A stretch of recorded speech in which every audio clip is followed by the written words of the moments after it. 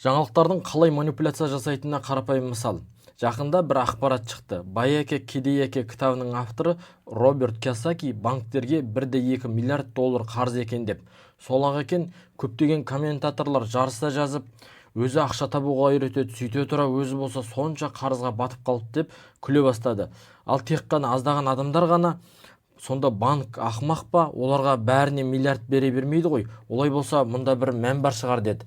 Шынымен Yahoo Finance осы жағдайды зерттеп жазған екен. Ол жерде Кийосакидің жалға беретін 15 мың жылжымайтын мүлкі бар екен. Ол бәрін ипотекаға алған. Яғни осы 15 мың пәтер мен ғимараттың жалпы ипотекалық қарызы сол 1,2 миллиард доллар екен. Басқаша айтқанда, сол адамның 15 мың арендаға беретін үйі бар.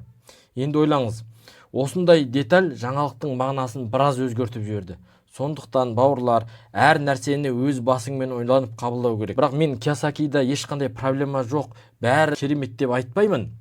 Оның өз бір қиындықтары бар шығар. Бірақ осындай громкий заголовокқа сеніп, сондай екен деп ойланып қалмау керек. Сондықтан қандай жағдай болмасын, қандай сөз естісең де әрдайым өз пікірің болу керек. Өз пікірі жоқ адам тамырсыз ағаш секілді.